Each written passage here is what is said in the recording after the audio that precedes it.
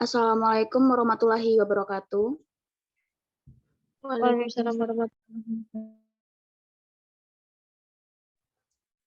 Baiklah, kami dari kelompok 2 akan mempresentasikan hasil diskusi kami mengenai tantangan pembelajaran pasca COVID-19. Adapun anggota dari kelompok 2 adalah yang pertama ada Munawarah Tanzila dengan NIM 20033074. Yang kedua ada Silvi Yuliani dengan NIM 20033100. Yang ketiga ada Rahmi Aulia Hamsi Tanjung dengan NIM 20033088. Yang keempat ada Rana Kairunisa dengan NIM 20033090. Dan yang terakhir ada saya sendiri dengan NIM 20033039. Baiklah, untuk materi pertama itu akan dipresentasikan oleh Saudari Munawarah Tanzila. Kepada Tanzila saya persilahkan.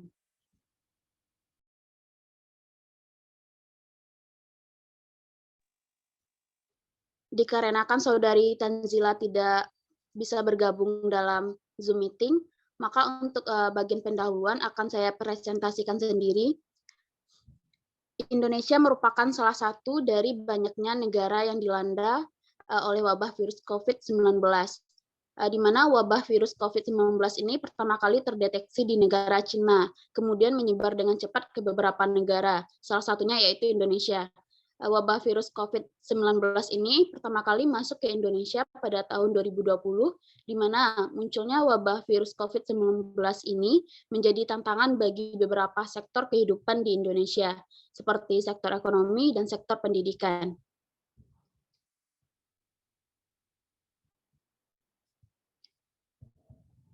Sebagaimana yang kita ketahui bahwa pendidikan sangat penting dan diperlukan untuk transmisi pengetahuan, inovasi teknologi, dan pembangunan masyarakat yang berkelanjutan. Kita juga tahu bahwa pendidikan merupakan sesuatu hal yang sangat penting bagi kehidupan, di mana dengan adanya pendidikan, manusia bisa mengembangkan potensi yang ada dalam dirinya. Pendidikan perlu diperhatikan dalam perkembangannya. Namun pada saat wabah virus COVID-19 ini, perkembangan pendidikan di Indonesia tidak berjalan semestinya.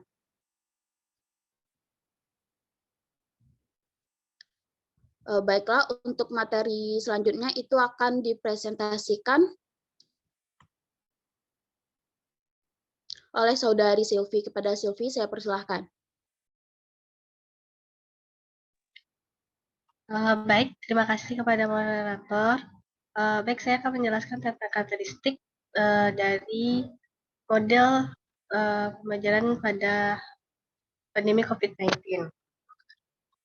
Yang pertama itu adalah jarak fisik, di mana saat kita pandemi COVID-19 ini, jarak fisik kita kayak wabah virus yang kita ketahui, kita menjaga jarak antara kita. Yang kedua itu ketergantungan teknologi. Nah, kalau untuk ketergantungan teknologi ini itu di perkampungan, mungkin di perkampungan atau daerah-daerah terpencil itu tidak ada koneksi untuk teknologi yang sekarang ini. Yang ketiga itu persyaratan jaringan. Nah, jaringan ini tergantung untuk apakah jaringannya bagus atau tidaknya. Yang keempat itu adalah kepraktisan rendah. Yang kelima itu adalah persyaratan perangkat keras yang tinggi. Yang keenam itu kurangnya pengalaman mengajar. Nah, di mana guru ini sulit akan mengajar di dalam Zoom daripada saat kita belajarnya di online. Yang ke-7, sulitnya mendorong komunitas belajar yang membantu meningkatkan empati guru dan siswa serta interaksi sosial antara siswa. Lanjut.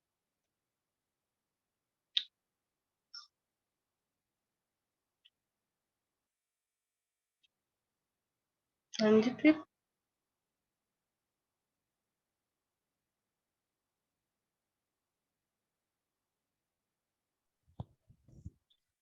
Baiklah, terima kasih kepada Saudari Silvi. Untuk materi selanjutnya akan dipresentasikan oleh Saudari Rahmi. Kepada Rahmi, saya persilahkan. Baik, terima kasih moderator atas kesempatannya. Jadi di sini saya akan menjelaskan mengenai kendala yang dihadapi dalam pembelajaran di fase COVID-19. Di mana seperti yang kita ketahui bahwa kita juga merupakan salah satu angkatan dari COVID-19 dan salah satu angkatan yang menjadi korban dari wabah virus ini. Nah, yang seperti kita ketahui itu, adapun kendala-kendala yang kita hadapi adalah yang pertama itu kurangnya sarana dan prasarana yang digunakan, di mana dalam sarana dan prasarana ini termasuk kepada kuota internet, kemudian jaringan, bahan ajar, dan seterusnya itu ada gadget.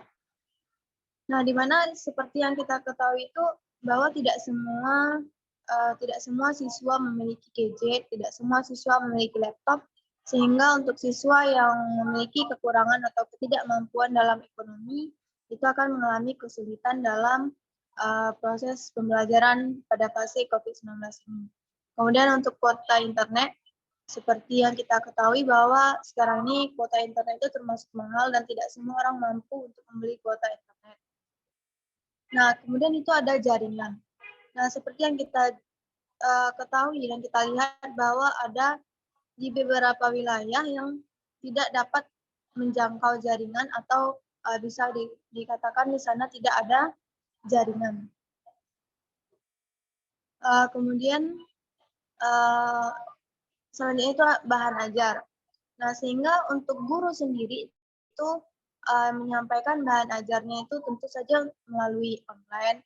Nah, karena beberapa kendala tadi seperti tidak ada jaringan lah, tidak ada kuota lah, atau tidak mempunyai gadget, sehingga tidak semua siswa bisa membaca bahan ajar yang disampaikan oleh guru. Yang kendala.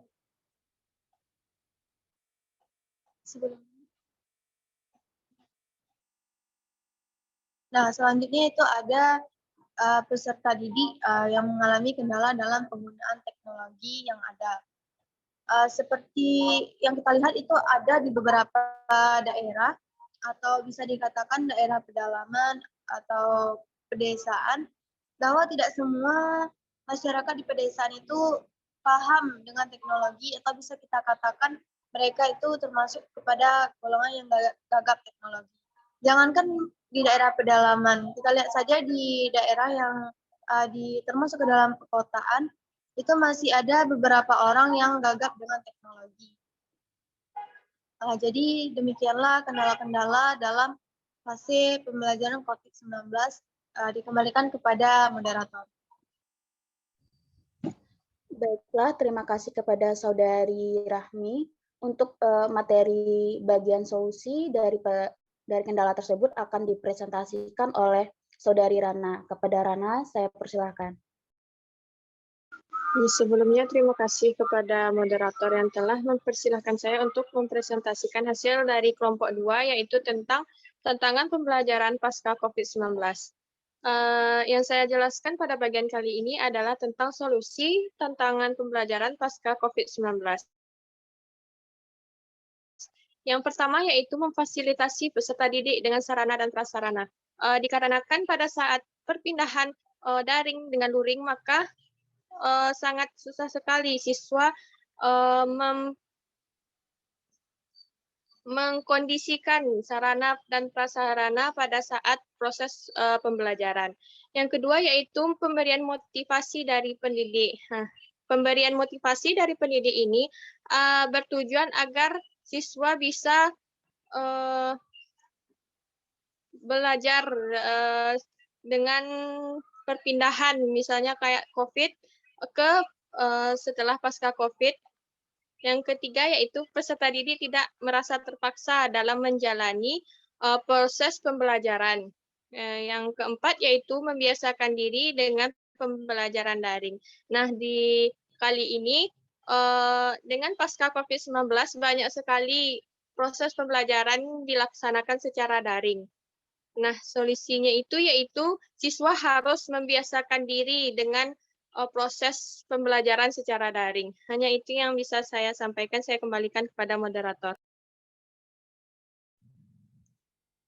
Baiklah, terima kasih kepada Saudari Rana. Untuk materi selanjutnya, bagian keuntungan dari pembelajaran daring ini akan saya presentasikan sendiri, di mana kita tahu bahwa pembelajaran pasca COVID-19 ini sebenarnya dapat memberikan keuntungan bagi pendidik maupun bagi peserta didik, di mana dengan adanya pembelajaran di pasca COVID-19 ini, itu bisa mendorong para pendidik, baik itu guru maupun dosen, untuk memilih pembelajaran daring atau jarak jauh dengan berbagai metode yang ada.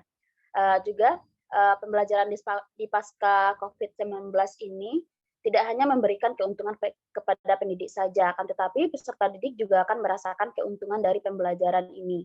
Di mana salah satu keuntungan yang bisa dirasakan itu adalah peserta didik akan lebih mandiri lagi ketika mengelola cara belajar, mengelola waktu, dan sumber-sumber belajar yang ada. Sehingga dengan adanya pembelajaran di pasca COVID-19 ini, seharusnya kita bisa memanfaatkan teknologi yang ada untuk dijadikan sebagai media dalam proses pembelajaran. Baiklah, mungkin itu diskusi dari kelompok 2.